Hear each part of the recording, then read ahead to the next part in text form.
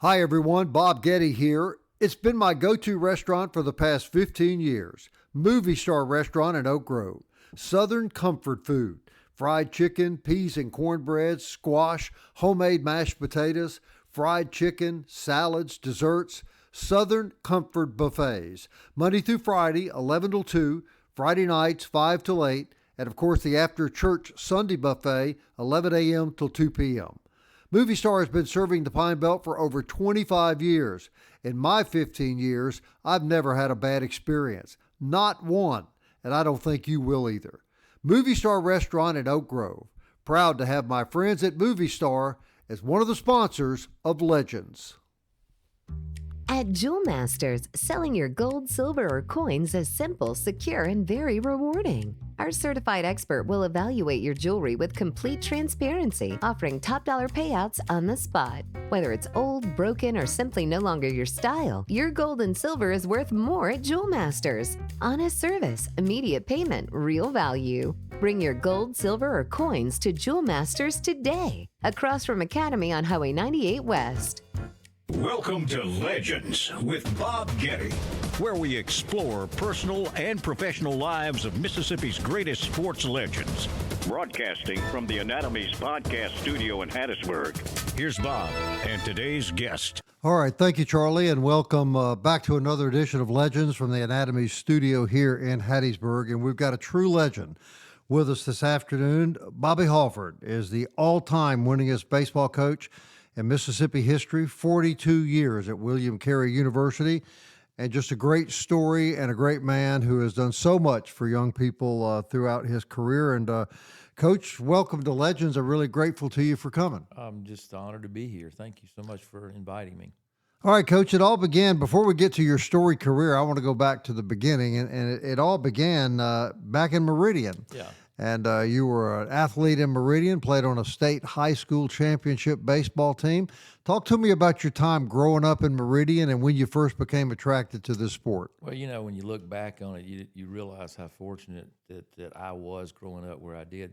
We lived right across the street from Kate Griffin Junior High School in Meridian, right there on 29th Avenue. And so that was a huge playground for us. We had a football field right down the street. We had a basketball gym across the street.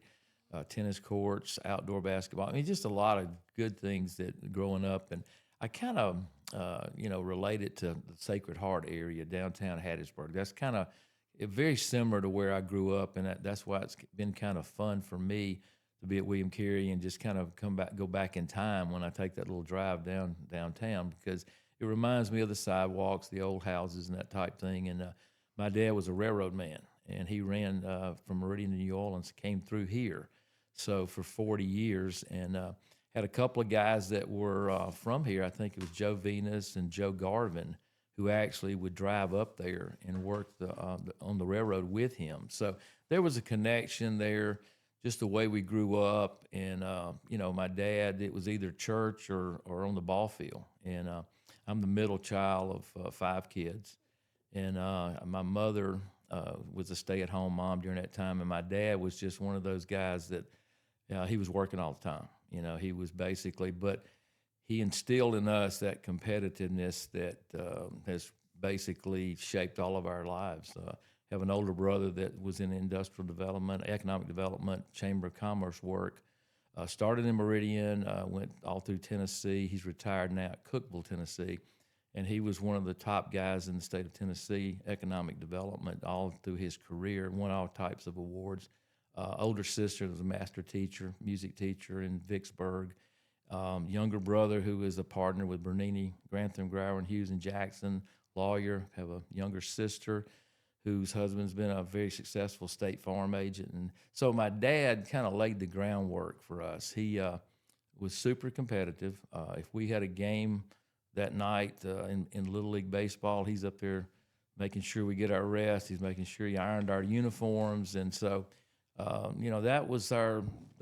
what kind of shaped who we are. And I'm so grateful. And of course, our church, being in a small Christian Baptist church, that really shaped who I am today. Was baseball always your first love, or were you a multi-sport kid? We played them all, but baseball and basketball probably. I tried to play football in junior high, and It was so funny. The Luke guy that coached at Ole Miss, his dad was kind of like a student coach at K. Griffin, Tommy Luke, and I was exposed to a lot of really good coaches growing up. I mean, I was telling you earlier, a lot of those coaches in the Meridian system ended up in college, ended up being very successful college coaches, and so I was just real fortunate to play junior high football. I was invited to come out to the varsity when I was in the summer of my 9th grade year, going in my 10th grade year. Started working out with those guys, and there was a guy named Jim Redgate, who kind of really good coach that went to Meridian Community College and put them on the map. So then Don Evans, he was a mentor of mine that coached me in junior high and then coached me after Coach Redgate went to Meridian. So Bill Marchant, who was the baseball coach at Delta State for a long time, he always thought I was a better basketball player, going through, and so I got a scholarship basically to William Carey. And that's a long story, and I'll get into that in a little bit. Played both, and I played both my first 2 years, but I was starting in baseball and I was backing up in basketball, and I felt like I had a career in baseball, and I had gotten some attention because I could really run. That was one of my strong suits. I could really run, and so I would go to these different tryout camps and run really good times and that type thing. So gave up the basketball after my second year, to concentrate on just baseball. At William Carey, you spent your whole career there as a player and an athlete. That's as a player and a coach. That's really unusual, Coach. What do you think led to that? Well, just a lot of different things. You try to leave at different junctures of your career. I went to Sanford one time and, I applied there for a baseball job. I went a couple other places, and so it just seemed like that's not what God was calling me to do. It seems like that was just, I needed to be there, and things kept working out. Jobs kept coming open. I was, slotted in different roles during that time. Of course, I met my wife. She was a freshman when I was a senior. So, it's just on and on, all the connections and all the things that fell into place. It was, I think, divine intervention. And so that's why I'm still doing what I'm doing. All right, I understand that there was a time when you were playing at William Carey that you batted against the legendary Ray Guy. Is that true? And if so, tell us about that. I tell people all the time, and that's what, kind of helps me today, is I've played against some of the best players. I've coached against some of the best coaches in the country early in my career. And I didn't realize at the time, Ray Guy, and I tell people this, he's one of the best pitchers I've ever seen in college baseball. I mean, present today, because he had all the tools. He had the size, he had the big fastball, the ball would really move, competitor. And, we played them, and I was a freshman starting in center field, and I'll never forget, we played them at Greater Hattiesburg Park, and I can remember looking around and, 447 feet, and I said, I better not let this ball get over my head, that type thing. And it was a great experience. But when I tell people today, this guy was one of the best pitchers I've ever, as a coach, seen and played against. And those teams they had, he had a big outfielder that played for him. He played football too. I can't think of his name right now. Wilson Plunkett, he was on that team, and so they were some really good baseball players that played during that time. And Coach Pete Taylor was coach. Of course, John O'Keefe coached me, and won a national championship, and so I have a lot of respect for what he did for us. Yeah, William Carey has a very rich baseball history, doesn't it, Coach? Yeah, and a lot of it, of course, is the location where we are. We just got back from Idaho in our World Series, spent almost 2 weeks out there. And it's amazing the facilities that are around us. It's amazing the type of coaches, the emphasis. And in some ways, for us personally, it's almost too saturated. I mean, you have so many good programs, so many good players, and we have been fortunate, and it's by design. And over the years, we have gotten most of our players within a 200, 250-mile radius. And that's something we're proud of. They're homegrown. We have a strong contingent from Louisiana, some from Alabama every year, so, down near Mobile and that type thing. But most of our guys are from around here. And when we're playing the upper echelon teams in the NAIA, most of those teams do not have local kids. Most of those teams have people from all over the country. The team that beat us, that put us out, I don't think they had a Tennessee kid that started for them, unless he was a pitcher. And those kids from California, they were from Boston, they were from Miami, they were from all over. And, we take pride in that. We take pride in these kids are homegrown. And these are the guys that will give back. These are the guys that appreciate their time there, that their experience. And so that's what it's all about. One thing I found really interesting in researching for this interview is that when in 1976, you were hired as an assistant baseball coach at Carey, but I don't think many people know this. You were the first women's basketball coach at Carey. Is that not right? Yeah, and that was a great experience. I grew up as a basketball player. I was a gym rat. Larry Watkins over at Petal, we grew up together, and we talked about this the other day, how we would finish our basketball practice and then go to a church parking lot and play and shoot under a light, outdoor light and that type thing, because that's what we all did back then. And so basketball was, and I would say my first love, but it was right there with baseball. And so when I finished, they looked around and said, well, we need to start a women's team. You're here.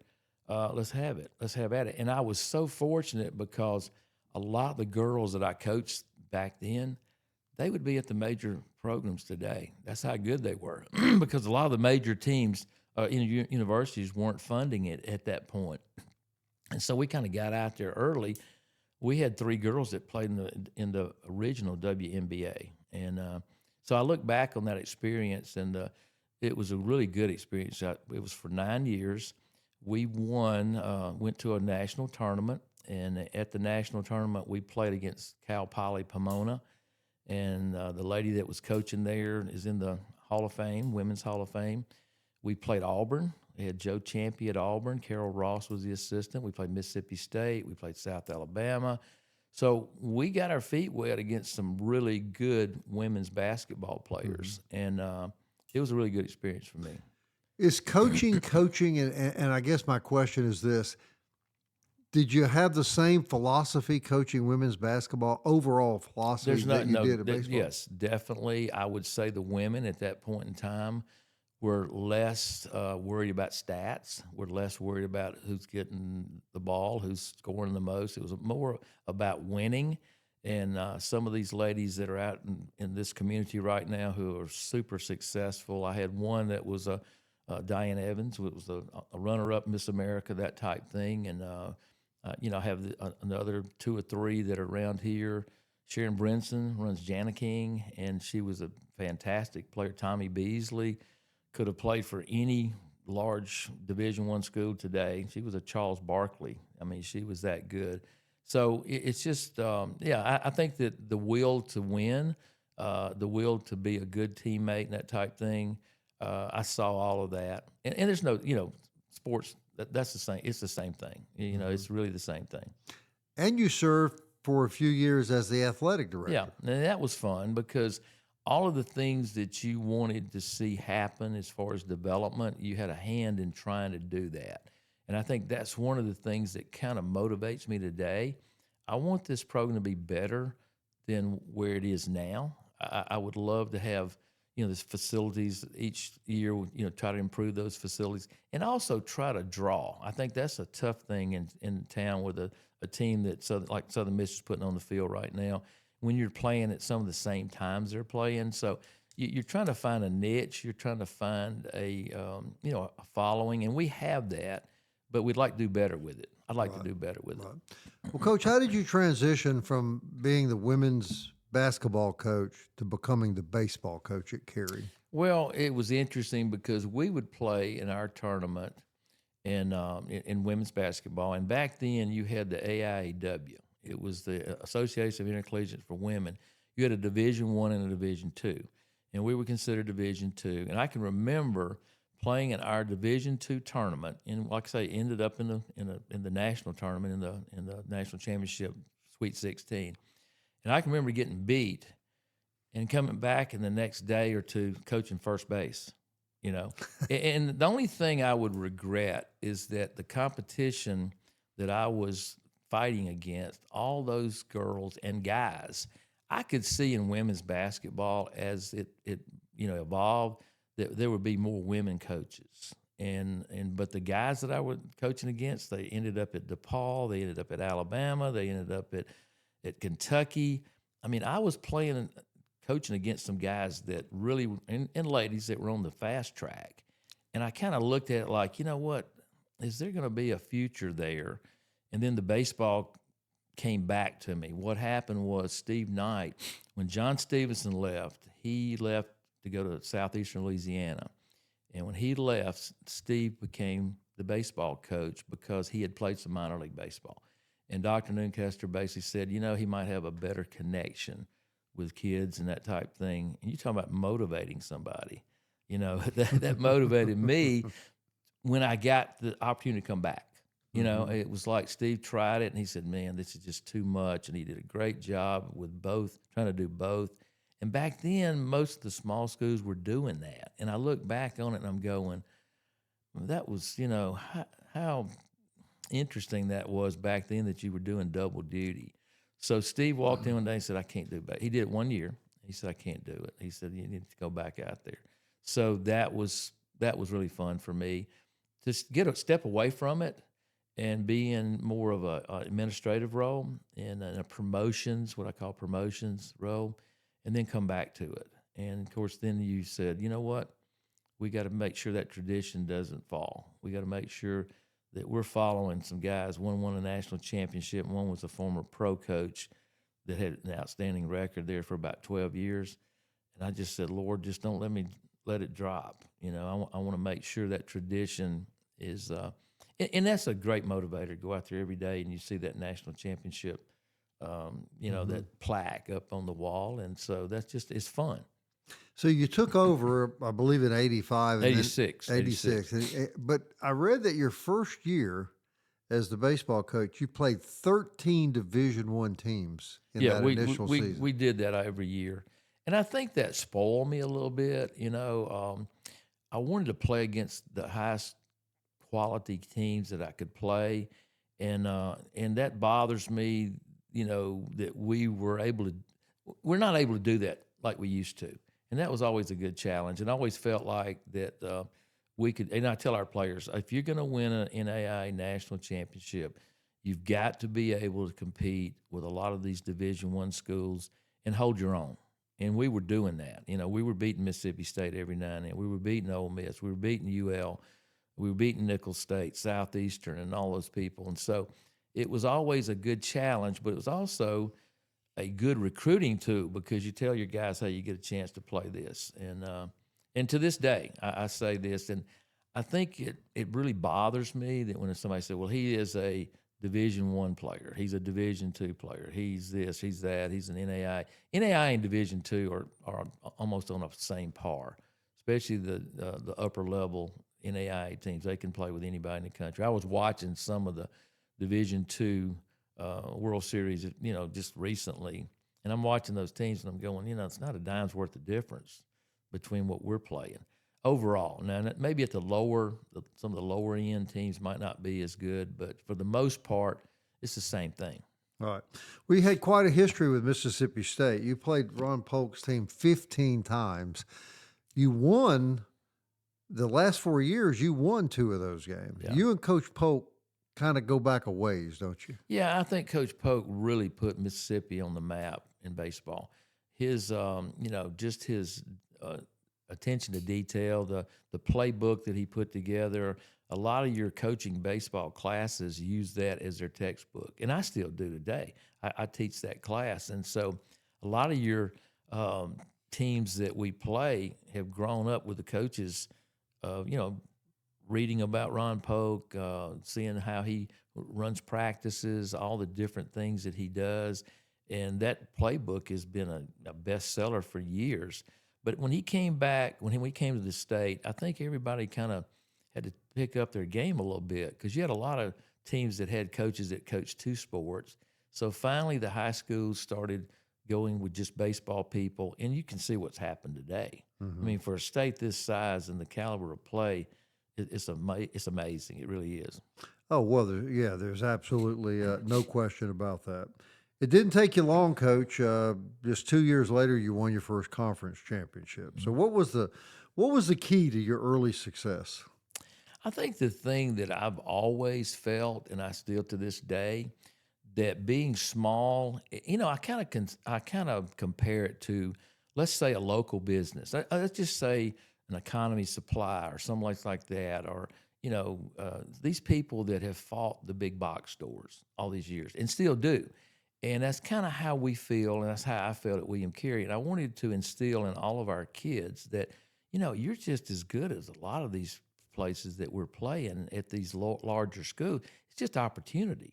You might not have been seen, or you might have developed. And that's something that we take pride in. We want that kid, we want to take that kid and develop them and hope that they become, really good players and also good citizens, good fathers, good businessmen, and that type thing. And that's part of the whole process.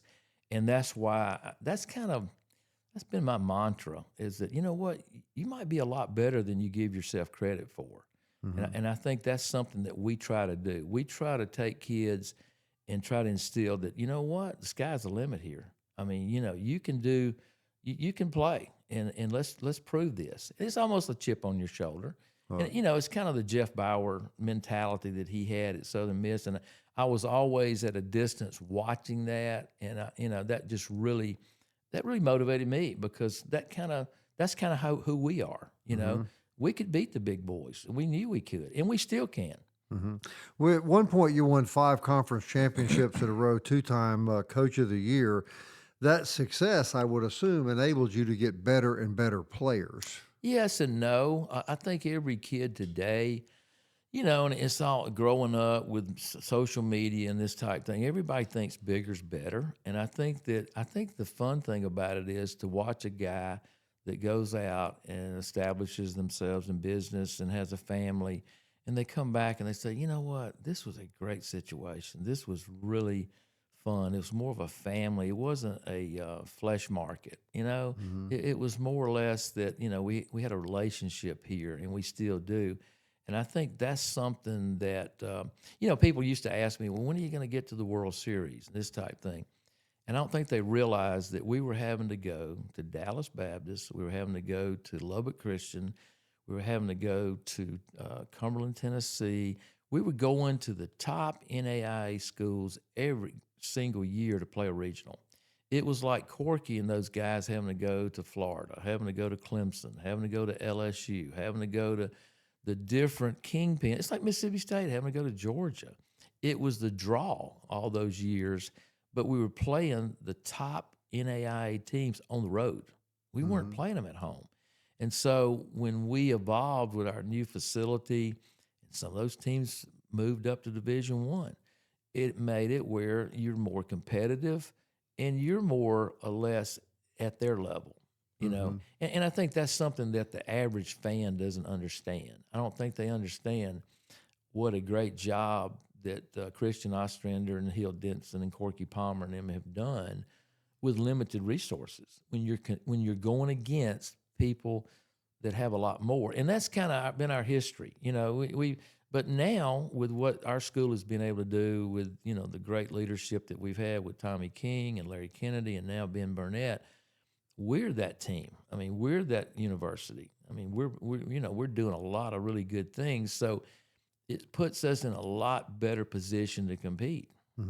Your facilities are as good as any in the there's no NAIA. doubt. I mean, our facility is as good as any mid-major probably in the country, and some of the also, Correct. Troy the other day. I think it's they said they were seating like 2,500, and they had to bring in all types of bleachers to get and they drew 7,000. We used to play Troy. We used to play Troy all the time, and so when they were Division II, and so.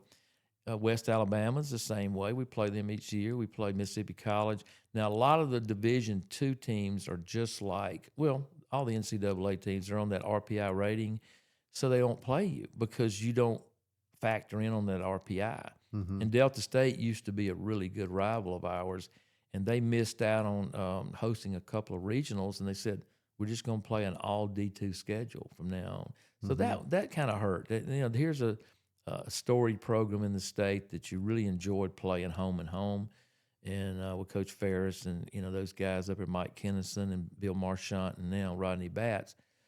we're not getting to play them anymore, and I think that's sad. Coach Halford, I've had a lot of people ask me, why doesn't William Carey and Southern Miss play an exhibition series at the start of the year? What is the answer to that question? I think a lot of it, I know with Scott, when we did play them a few times, that if they play an exhibition game, and I think if they play a freshman or they play someone, I don't think they can redshirt them. Oh. And I think it counts toward our total too. The NAI, came down from 55 games to 50. Division II is at 50 also. And so if you play a game in the fall, even if it's an exhibition, even if we play an alumni game, players have to be eligible. Players have to, and they would burn back then. Now we have a 20% rule. We have a 20% rule. So we could do that. We get a lot of transfers. And so when you get a lot of transfers, especially late in the summer, and that happens a lot because a lot of good players might be available waiting around for a bigger school or a better offer, and then you're sometimes able to get that player. Sometimes when they get in, let's say in July, all of their eligibility things are like their transcripts and all of their play NAI, which is like the clearinghouse in NCAA. It's a process. So they might not be ready. You might not have their best player, or your best player. The last time we played Southern Miss, we had about 4 of our guys that couldn't play because they were in process. So it's I think a lot of it is, at one time I heard that if a freshman played, it counted. And then they might want to redshirt him. You see what I mean? Here recently, your teams are regular in the College World Series, but how long had you been coaching before you got to the World Series? Oh, gosh, it was a long time because I was getting beat. We were getting beat out west. In those regionals. Yeah, we get beat in those regionals. And, a lot of those teams that we played in a regional one year that had 8 teams. We had some of the best NAI teams in the country. We spent about 9 days at that site. The 2 teams that played for the championship, their administrators said, you know what, this is costing too much money. So they went back and they applied for Division II. Within 2 years or 3 years, they both won national championships. Both. Southeastern Oklahoma and St. Mary's out of Texas. They both won national championships in Division II. So they said basically it was easier to win that tournament. See, the NAIA they have a mini Omaha in Lewiston, Idaho, but you have the host team that is as good as any team that you play. And for years they got an automatic bid. They were going to be the 3rd seeded team, and they would always get there. And that town or that area, I'd say, has a population base of about 75 to 100,000 in that whole area, that valley. It's a 12-month out of the year push. They have 400 volunteers. So when you go out there, you're going, this is amazing, and that's why the NAIA, it's a cash cow. They're going, we can't afford to move it anywhere else. I was watching the Division II championship game, and I bet you they had 600 people there. In our championship game, it was about 3,000 or 4,000. And if the host team had played, it'd have been about 6,500. It'd have been what Pete Taylor looks like. And opening night, that's what it looked like. But they were put out. Now, the NAIA kind of tweaked it a little bit. They said, okay, 3 years ago, they'd have to play their way in. Well, the problem was they were going to get an automatic regional or automatic opening rounds, what they call. So for 2 years, they have not won a national championship since 2017. And the team, they beat us in the semis. 5 guys played professional baseball. 1 still pitching that beat us. So that talent for years, they had the whole West Coast. They had the whole Pac-10 to take a kid that had maybe a grade issue, maybe had some issues off the field. They were getting those kids. And they were also getting kids from the Alaska Summer League because their coach coached in that league. So they were getting 4 or 5 D1 kids almost every year. And they were really good. How gratifying was it for you personally when you made the first College World Series? Had that been a goal? Yeah, it was. It's always been. I think the thing that really I don't know. I don't say bothers me, but you always feel like you haven't accomplished it enough. You haven't done it enough until you win the whole thing. And I know that's kind of, people say, well, you had a really good year. That team that beat you was really good and that type of thing. But I'm the kind that one day, one time, I don't care if they beat you 9 out of 10 times. You had a chance to beat them. You had a chance to beat them. And I've never been that kind of person that says, well, just tip your hat. They were better. I'm trying to figure out how you could have beat them. Yeah. And 2 weeks later, I'm still I'm still dealing with that, And so that's just the way you're wired, And the accolades and the patting on the back and all this kind of stuff is great, and we appreciate it. But you know what? We didn't do it, and so that's the motivation moving forward. Right. And at my age, everybody says, "Well, how long are you going to do this?" I said, as long as I feel like I'm making a difference and they want me, and the good Lord gives me enough help to do it. It hasn't been accomplished yet. Is what I'm trying to say. Coach Halford, I think you're like many coaches that I've met and had the privilege of talking to. And tell me why this is. Why do good coaches like you remember the losses more than the wins? I think that the losses expose your weaknesses. The losses expose maybe some things that you could do better. And I think most coaches tend to be perfectionists to a certain extent. And so it's the process. I enjoy great music. I'm coming from a family that's very musical. And I listen to some of the great singers and some of the great performances. And just the performance just really is amazing when you see someone that has the it factor, and even in what you do. It's like I'm telling those young reporters, I'm saying, you guys are pretty good. The sky's the limit for you. And some of them are going, yeah, but I like this and I like that.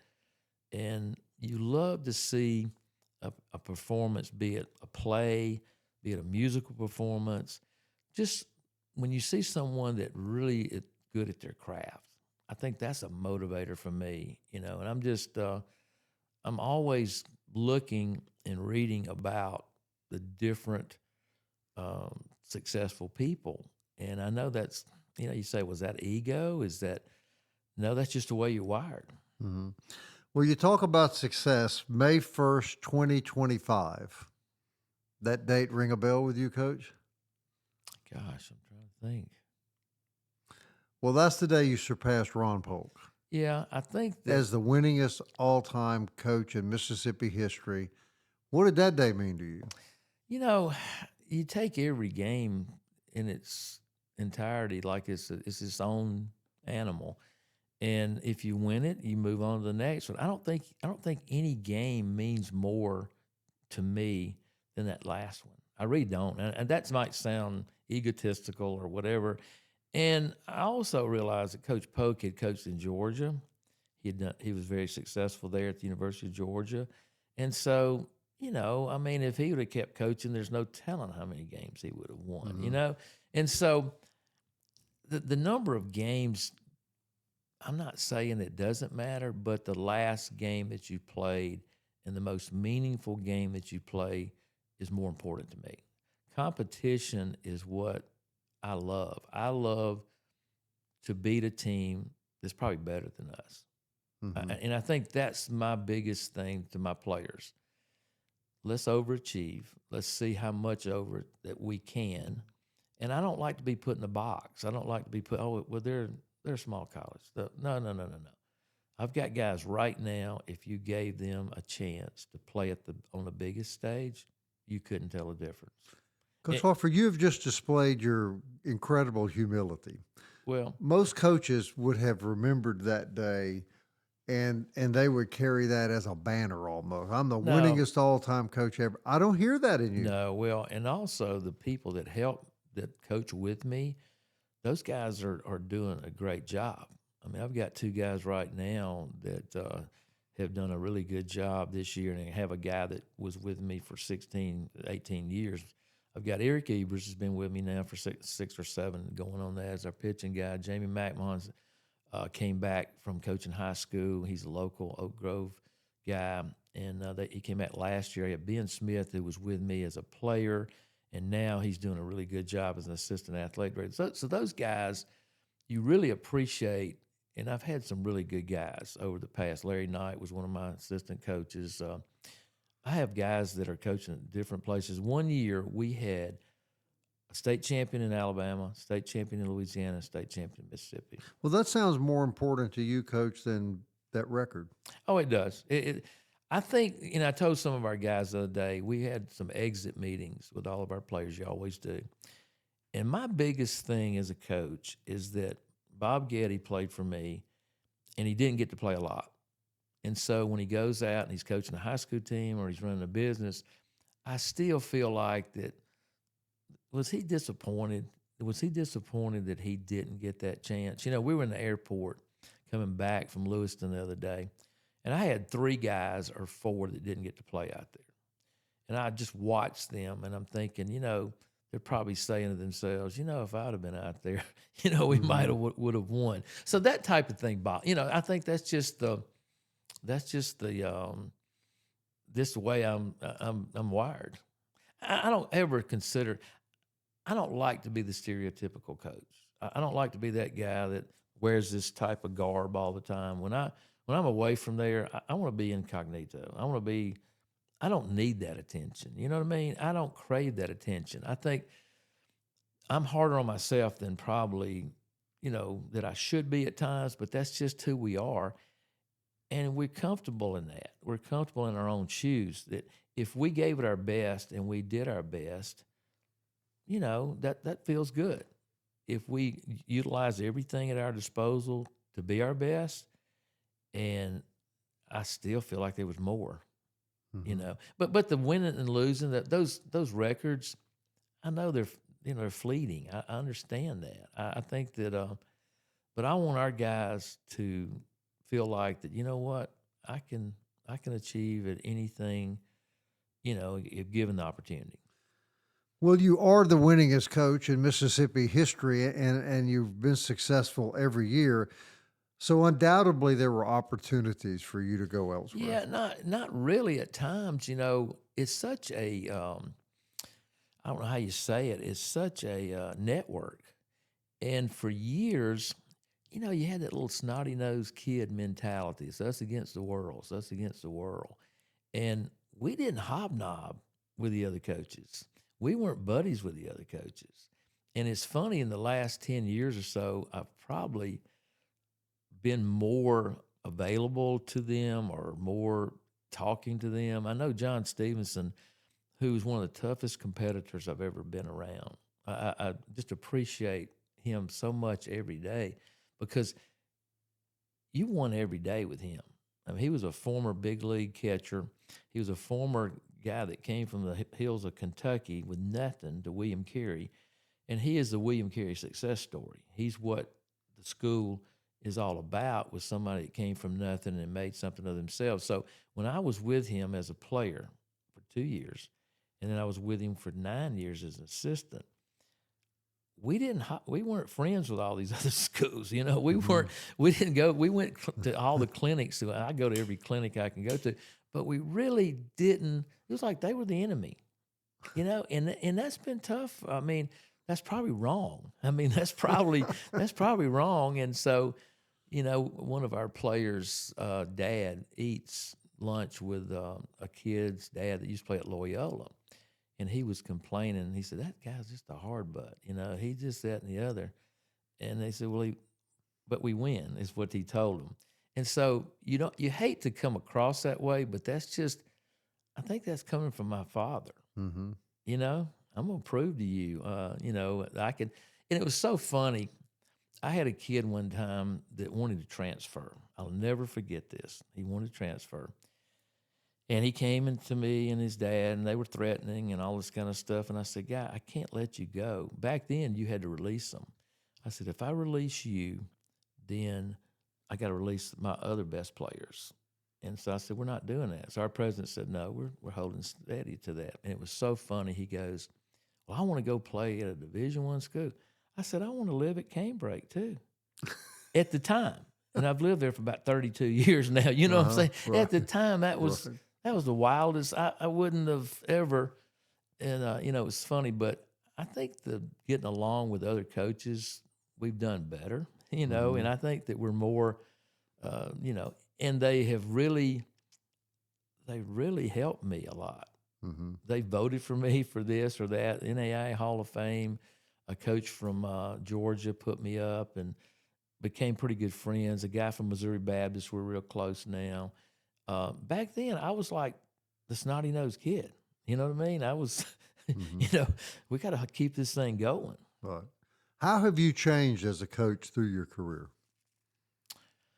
I think that I'm hyper, and people don't realize that. I'm very hyper. They think I'm laid back. I'm not laid back. And we tell guys all the time, there's some junior colleges that we recruit from that are really good. And, you know, there's some hard-nosed guys there we play against. I'm kind of in the middle. I think I'm more, I can get upset. I can get real fiery, but I also can be more positive. I think being more positive with today's kids, I think you have to be. I think you have to adjust. You cannot. And in our situation, it's not where, you know, the other day we had all of our players come through, and a couple of my assistants weren't there that day. And they said, well, Coach, did you cut anybody? I said, no. I said, it's just hard for me that if I bring Bob Ghetti in and Bob Ghetti's not that good, it's my fault. It's not that kid's fault. So I'm going to give him another chance. And, you know, we have 32, 33 players right now, and they're all not going to be able to play. We know that. And probably at other places, they'd just be cut, especially at the Division I level, because it is a rat race. And that's been the fun part about being at a smaller school, because you get the enjoyment of really coaching the kid, really having that relationship with that kid, getting to know that kid. He's not just another baseball player. And then if he doesn't perform, then you go, hey, see you later. All right. So that's probably the thing that I've changed, probably not as uptight about things. You know, used to kids wearing their hat on backwards, just not being professional. That's a thing of the past. I mean, going into a restaurant, we'd always tell our guys when we got off the bus, take your caps off. We're not going to wear that. Or what you're wearing sometimes, that would just run me crazy. The music, we were in the World Series one year, and one of our kids comes out of the batting cages and has a little jam box. And I'm going, no. And boy, he was upset. Well, then all the schools that were playing Southern Miss in the conference tournament a few years ago, and also the regionals, they're all walking in with their jam boxes. Old Dominion has them on the field. They're having all this music just blaring forth. So that type of thing, you have to adjust to. You know, I would say just being more lax, Or easier. And a lot of these kids, they want that. They want somebody to get after them. I know we were beaten by Loyola in our conference tournament, and boy, I really got after them back at the hotel. And that's the first time this year, probably, or second time. And so a lot of those kids, we won 6 or 7 in a row after that. And so a lot of those kids said, boy, we needed that. But at the time, you were thinking, they won't respond to that. That'll go out one ear and out the other, you know? And so it was interesting. And I can remember running a team one time, and nowadays nobody does that. And one of my assistant coaches, I looked at him, I said, what do you think? He said, I don't think it'll do any good. I said, well, it's going to do me a lot of good, you know? And one of the kids we sat down went on a tear after that. So kids today, they say they're different. They are in some ways, but they still respond to that. They really do. Want the discipline. They do, because they're not getting it. You know, they're not getting it overall. And so, but there's a fine line there. And I tell our kids all the time, when these kids come in, I said, now look, we're not going to run this like a military installation. We're going to be in the middle. We're going to kind of be in the middle. And I said, at times we're going to tighten it up. Yeah, we're gonna demand some things out of you, and we're going to say some things to you that you don't like, and we're going to make some decisions that you don't like. But at the same time, what I like is when you go play on the road, I want our guys to be comfortable. I want them to be relaxed. I don't want them to be uptight. I don't want them to be so regimented that you got to get them up at a certain time. They got to go to the weight room. They got to do this. Well, they're doing that all the time leading up to that game. That game should be a reward. That game should be a time. I want that chemistry right. I want them to feel comfortable and not feel like they're just stressed all the time. Mm-hmm. And I think that as coaches, we feel like if we don't make them stressed all the time, then we're not doing our job. Yeah. And you look at the professional baseball. I mean, you look at kids that are from all over the world, and that's another thing too. We have some kids that were from out of the country, from Panama. The way they play the game is different than the way we play the game. It's a game, and I think that's the thing that I keep trying to integrate, where it's just a game, but it's also, you got to do things right. Yeah. Well, your program's been obviously hugely successful. Has it been an advantage, disadvantage, or no factor at all to have your program in the same community with a pretty storied Division I baseball program? That's a good question. I think that in junior colleges all around you, there's 15, 16 junior colleges in the state of Mississippi that are going to gobble up the majority sometimes of the top players with the intent of telling them, we will get you to the biggest, the largest schools, the best, they'll get you to the SEC, we'll get you there. That is a great recruiting tool for them. And they help us too, but for the most part, they love to say, we put 8 guys in Division I, we put 10 guys in Division I. And they deep down inside are competing with each other to do that. And they know some of those kids might be better served at the smaller school. Mm-hmm. But that's the business that we're in. Mm-hmm. I think the biggest thing that I deal with is you play a 4:00 game against, let's say, a division foe, and they're playing a game at the same time. That's tough. I mean, you'd love to be a standalone where, like when we go to Lewiston, Idaho, we're talking there were 500 kids in a clinic, a free clinic, and each team had different stations that you work with, those kids. And every one of those kids, for the most part, you say, who's your favorite team? LC State. Had their cap on. Those kids were so, I'd say isolated, but they're in that valley. Washington State is like 25, 30 miles from there. They don't know that much about those other programs. They're more, so that's an advantage you have, but it's also, it's still a motivator. Mm-hmm. And we say this all the time, and I believe this. They'll say, well, this kid, he sat on the bench at this big school, and he didn't do much. I said, you know what? If he couldn't find the field he's not going to help us go where we want to go. He's really not, because there's something missing there. There's something missing. You're like, that's a 25-man roster or 26-man roster. So I kind of rail at that a little bit. Well, he didn't get much time over here, and we don't get many of those kids. We don't. We've had 2, maybe 3 that played, across town that we've actually had, because a lot of those kids today are going lateral. If they didn't get to play at Mississippi State, Ole Miss, Southern Miss, they're going to go to McNeese. They're going to go to Monroe. They're going to go to Louisiana Tech. And another thing, you have a lot of Mississippi guys that are coaching at those schools, so they have the same connections we do. Lane Burrows is at Louisiana Tech. Mm-hmm. He's a Meridian, West Lauderdale kid. Played at US. He was coach at USM. You got the Monroe. Frederico was at Monroe. Southeastern. You had Reiser was at South. He's at Memphis now. Well, you have all these really good young coaches that are at some of the bigger schools. Mm-hmm. Well, there's a wealth of talent for you to choose from here in South Mississippi, though, is there not, Coach? Yeah, but like I said, they all, first of all, will say bigger's better, and they'll shoot for that first a lot of times. So is the kid you're going after different than that? Is there a is there a description of the type of kid you want to recruit at William Carey? Sure. You really want that kid that's out there to prove something. You're out there. We had a couple of kids that we've gotten from a few of the junior colleges that maybe are not, I'd say, the top tier right now, and you got to convince them, you know what, you're pretty good. You're better than what you think you are, and this is our job to get it out of you, and to show you.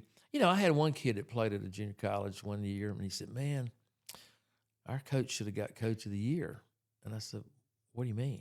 Oh, well, he improved. That we were 500. I said, that's not coach of the year right now. I said, you got teams winning national championships. So you got to change that mindset. You got to change that. You know what? I'm pretty good. They just didn't pick me, And so you thrive off those kids. We have Patrick Lee is a great example. Played at Resurrection Catholic for 4 years. His parents he was born at Keesler Air Force Base. His parents are retired military. And his high school coach said, look, all the big SWAC schools are after him, and he would not do well there. He needs to be in a small situation. And his parents wanted him to be at a small situation, especially a Christian school. We took him, first 2 years, talented. He played with Kelly's boy. Talented, but, wasn't ready. His last year was amazing. He was really good. He goes independent ball. He's going to play independent ball. And he has a monster week or two. Detroit signs him. He goes from independent ball to A ball, ends up in AAA by the end of the year because of injuries, went to spring training two times, and played on the big league team as a fourth outfielder. Now he's back shuffling between AA and single A or at times AAA. But that's the kid That's the kid you're looking for. That's the kid I'm looking for. Is that kid that's got that potential to do that, but it's not there yet. And so the 2 years he played, we played Southern Miss, I'll never forget, and his freshman year, and he played third base, and they kicked us around, and he came back, and he was in the dressing room and said, I don't even know why we played them. And I said, we played them because that's who you've got to be able to compete against if you're going to go and win a national championship. You've got to be able to compete there. You got to be able to. And right now, looking back, he was playing in front of a guy that was drafted pretty high, in AA for them. And it was kind of a very rewarding thing to see how this kid has done what he's done. And that's just, it doesn't happen all the time, but you're still looking for that kid. And but it's a challenge. And like I told you earlier when we came in here, I've been operating for years like it's a one-year deal. You're trying to put together the best team you can put together. And it's a bonus if you got a group that stay together. And that's what happens in baseball. People talk about Ole Miss, and those guys have played together for a while. Your third baseman, your first baseman, they're 4-year guys. Yeah. And so that's that chemistry and that camaraderie that baseball has to have. The Yankees can go out, and the Mets can go out and sign the top players in the world, but that doesn't mean you're going to win the championship, So baseball is unique, and sometimes the best teams don't win it all. As far as the best talent is what I'm trying to say. Two final questions, and I greatly appreciate you, giving me this time. You just got back from the World Series. You're at you're at the top of your game. Your team is just consistently nationally prominent, and you don't appear to me to be a man that has any desire to stop at this point. Am I right? Well, yes, and every year you look and say, how effective was I? How relatable was I? How much am I making a difference with these kids? How much can we keep moving forward? What's the next step? Now the day that you lose and you come back, you're probably motivated as high as you can be. And right now, it's been nonstop for me thinking about, well, okay, we got to have this player, that player, this player, that player. And also you have to pause for a little bit because there's so many good players that might be looking for a place. You have to be real careful because at our level, it doesn't do us a lot of good to get somebody early because all of a sudden if they have a great year, somebody else will grab them. One of the guys that I coached against, he's at Lee University, and they were in our league for years, and they went Division II a few years ago. And I said, well, what was the biggest difference? He said, well, it's more of a level playing field. You have more freshmen, but the downside is you develop a freshman in the junior year, somebody steals him from you. Mm-hmm. I tell you one of the rewarding things that we've had happen to us lately. We had a kid, I went down to Panama. I had a guy that put me on to a guy down there, a super guy, and I've been involved with him for a while. I took a trip down there, and people thought that was the funniest thing, me going out of the country. And I watched these kids practice, and one of them was a 10th grader. And his mother wanted me to figure out a way to get him up here and be an exchange student. And I tried a few places. I called Larry Watkins at Sacred Heart and different places, maybe some wrong, that type thing. And the more I thought about it, I said, well, if I bring him up here and he gets to be as good as I think he's going to be, how am I going to keep him? Mm-hmm. So we finally got him. We had a couple of his buddies that came and played for us, and really good, really good. And if they were around here, they would be some of the top players. But anyway, long story short, he played 4 years for us. He started off just like the kid from Resurrection. The first 2 years, okay, could really field it, could hit. He hit 12 home runs last year, and he was done with us. Switch hitter, second baseman, shortstop. One of my former players is the associate head coach at Lafayette, plays in the Sun Belt. And he called a little assistant of mine and said, hey, we'd like to, because the NCAA gave those guys 1 year. A lot of the kids that were in school, 21 and 22, in junior college or small college, NCAA, because of COVID, said we're going to give another year. He couldn't play for us, but he could go D1. He started at UL against USM, played short, second. The whole year he batted third, fourth. At the end, he ended up, he broke his arm. They got hit by a pitch, and they beat Southern Miss 2 out of 3 down there. He played second base, and he broke his arm. He's out 6-8 weeks. He's just coming back. He hit .288 and made 2 errors. Now he's a small college player. He's playing on the highest. He's playing on the biggest stage. .288, 2 errors, fielded .990. So the whole time we know there's players that you have that are good enough to play at the highest level. Mm-hmm. And that's fun.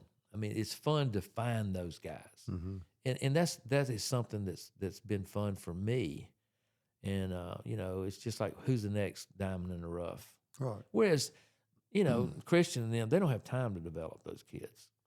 They have to play. They have to have a kid come as good right now. So at the highest level, they don't have that luxury. They don't have the luxury. We have the luxury that, we can try to develop them. And you still enjoy that, I can tell. Oh, that's the most fun for me. To me, seeing that kid do well on the biggest stage, right? You go, you know what? He persevered. He worked, and this kid worked on our maintenance staff in the summer. He was the best worker they had. And he told me, he said, Coach, he said, I would have lived right down the street in this area if I would have been in Panama. That's where I live.